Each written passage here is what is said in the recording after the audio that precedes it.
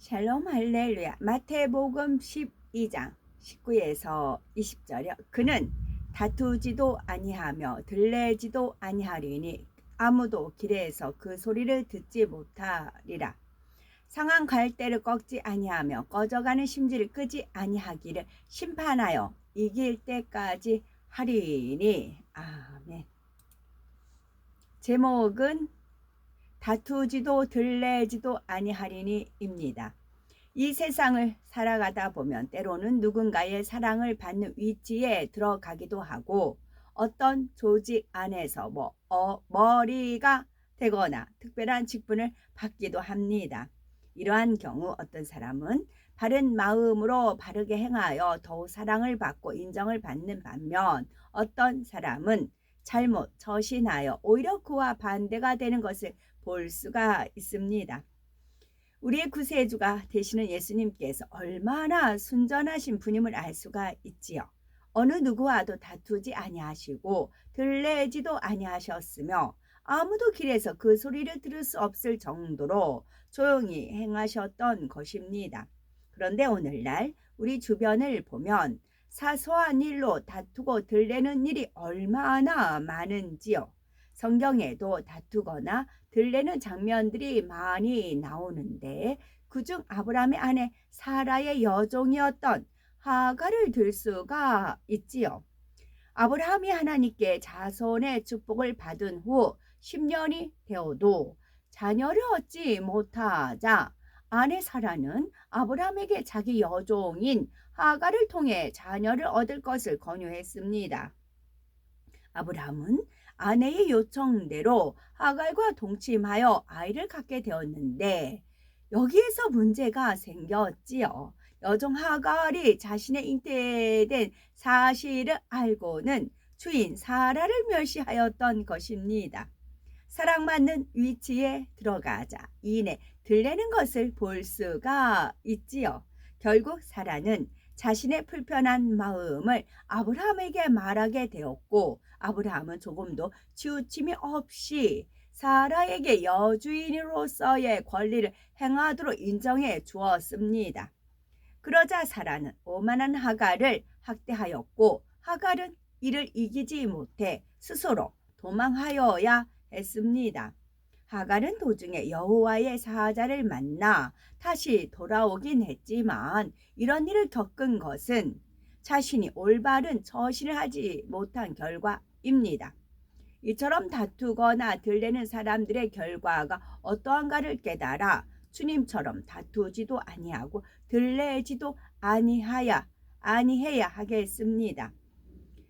우리 주변을 보면은 열심히 의를 향해 나가는 사람들이 있습니다. 이런 사람들은 세상 사람들처럼 다투고 들레는 마음으로 행하는 것은 아니지만 영적인 면에서 그런 문제가 있을 수 있습니다.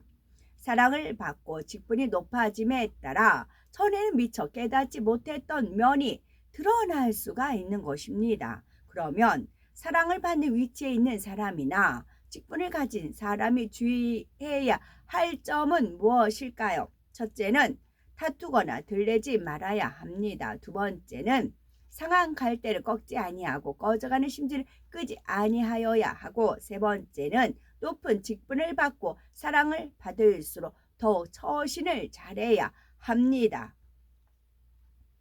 먼저 사랑을 받음으로 인해 문제가 생긴 경우가 있는데 에스더 1장에 나오는 아하수에로 왕의 왕비 와스디를 들 수가 있습니다.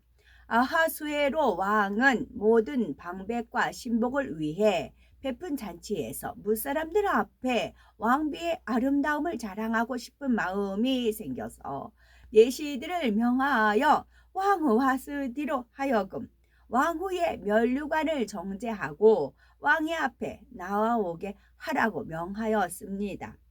그런데 왕후 와스디가 왕명을 듣고도 잔치 자리에 오기를 싫어하니 왕은 민망한 나머지 진노하여 마음이 불붙는 듯 하였고 결국 규례와 법률을 아는 박사들의 의견에 따라 와스디를 폐위시키고 맙니다. 왕의 사랑을 받는다 하여 교만해진 와스디는 왕의 뜻에 순복하지 않다가 이런 불행한 결과를 맞이했던 것입니다.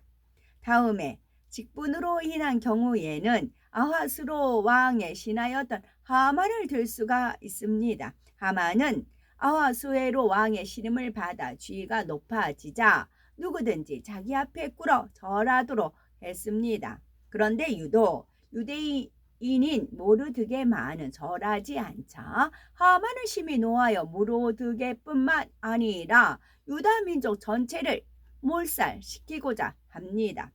사랑을 잊고 지위가 높아질수록 모든 것을 더 온전케 행해야 될 터인데 그러지 못했던 것이지요.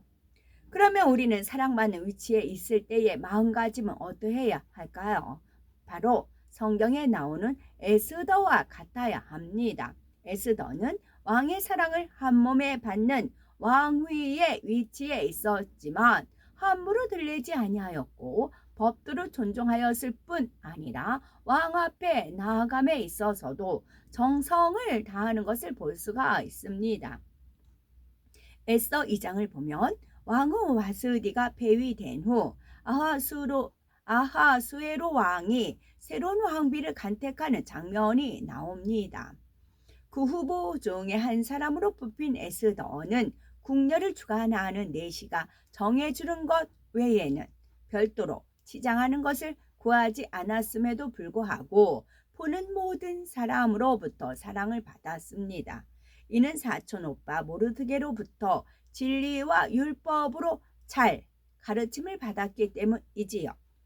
또한 왕비로 간택된 에스더는 악한 하만으로 인해 자기 민족이 멸절의 위기에 처한 것을 알고서도 섣불리 나서지 않았습니다. 왕이 부르기 전에 규례를 어기고 함부로 왕 앞에 나아갔다가는 죽임을 당할 수도 있다는 궁궐내의 법도를 잘 알고 있었기 때문이지요. 그러다가 모르드게가 간청을 하자 에스더는 3일을 금식하고 기도하며 하나님의 도우심을 의뢰하고 정성을 다하여 의관을 정제한 후 왕 앞에 나아갑니다. 이때 왕은 에스더가 너무 사랑스러우니 오히려 소원이 무엇인지 물으며 나라의 절반이라도 주겠다고 했습니다. 에스더는 이때에도 경거망동하지 않고 지혜롭고 신중하게 모든 절차를 밟고 또한 하나님의 도우심을 받아 결국은 유다 민족을 구하는 것을 볼 수 있습니다. 육적인 사람은 사랑을 받거나 어느 정도 위치에 섰을 때 금방 들레지만 영적인 사람들은 상대의 시기심이나 감정을 불러일으키지 않고 더 낮아지고 섬기며 순종하는 마음으로 행하게 됩니다. 이것이 하나님의 자녀된 사람의 도리요 직분을 가진 사람의 본분인 것입니다. 둘째로 상한 갈대로 꺾지 아니하고 거저가는 심지를 끄지 아니하여야 합니다. 우리 주변에는 사랑을 받고 직분을 얻는 사람이 있는가 하면 그와 반대로 낮아지고 어려움을 당하는 사람도 있는데 바로 이런 사람들이 상한 갈대요 거저가는 심지에 해당한다고 할 수가 있습니다. 이런 사람들은 살아남기 위해 더욱 몸부림치며 은총을 입은 사람들에 대해서 허물을 잡거나 악을 바라기도 합니다. 그렇지만 그렇게 할 수밖에 없는 그들의 마음을 헤아리지 못하고 그것조차 꺾으려 한다면 이 역시 악한 마음입니다.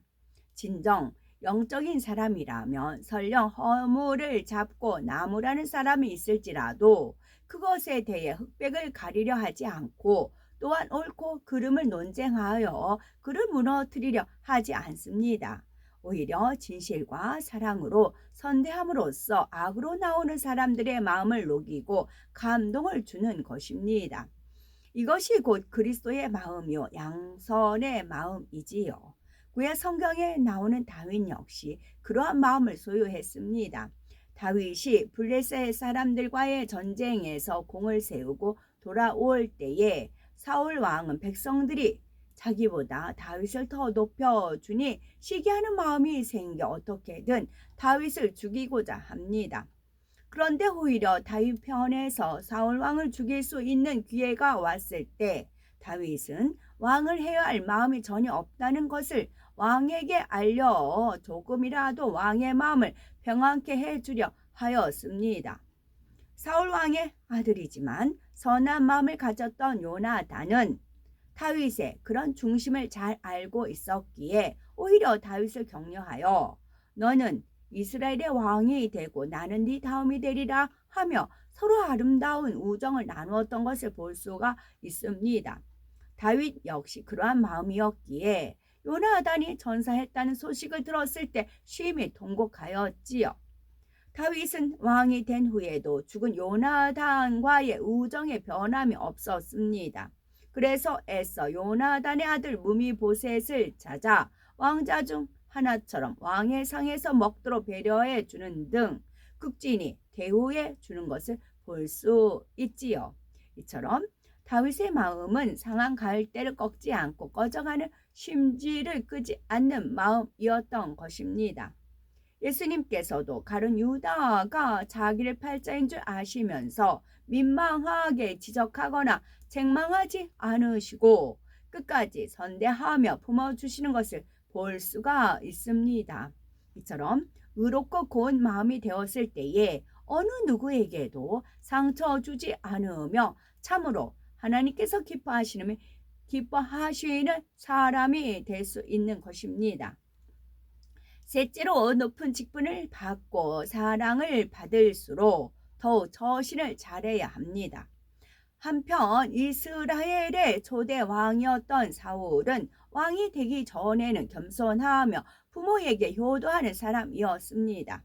그렇지만 근본적으로는 그는 육적인 사람으로 머물렀기에 나중에 엄청난 죄를 범하는 사람으로 변하고 말았지요.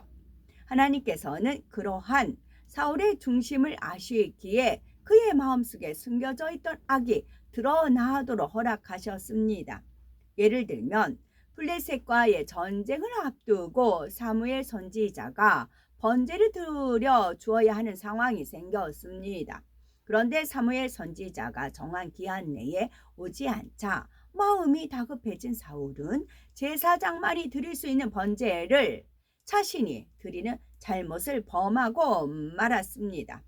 또한 제사가 끝난 후 사무엘이 도착하여 연휴를 물을 때에도 회개하기는커녕 어쩔 수 없이 그렇게 했다고 변명하였습니다.